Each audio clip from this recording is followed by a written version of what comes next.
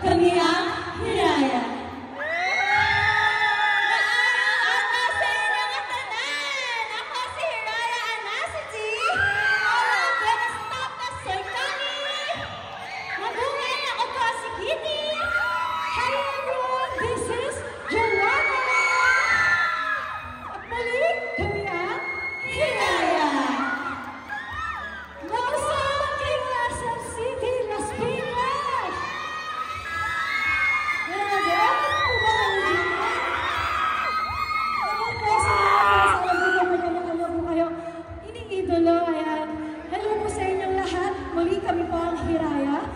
Bago pa lang po kami, hindi pa po kami nakakapag-debut, and this was our first song, Hiraya, which is unreleased yet.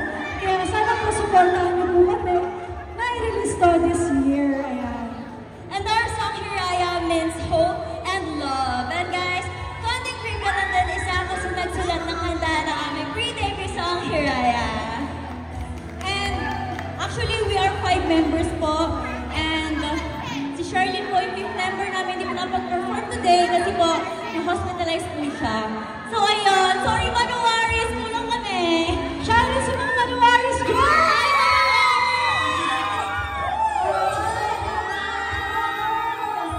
Kumusta kayo dyan?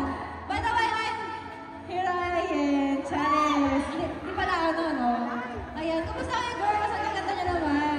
Super saya po namin dahil this is our first P-pop caravan, and along with other P-pop artists. Sobrang honored po kami, although hindi po kami kompleto today. Yung isa po namin member is may sakit. By the way, ano palang meaning ng name nyo, ng group nyo? Ang meaning ng name namin is Hiraya, which is a Filipino ancient word, which means sana, or to hope.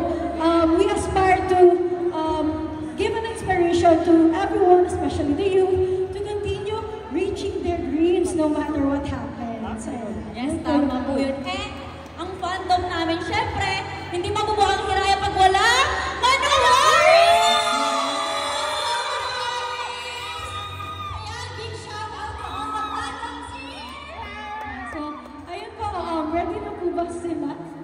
Ready na ba kayo?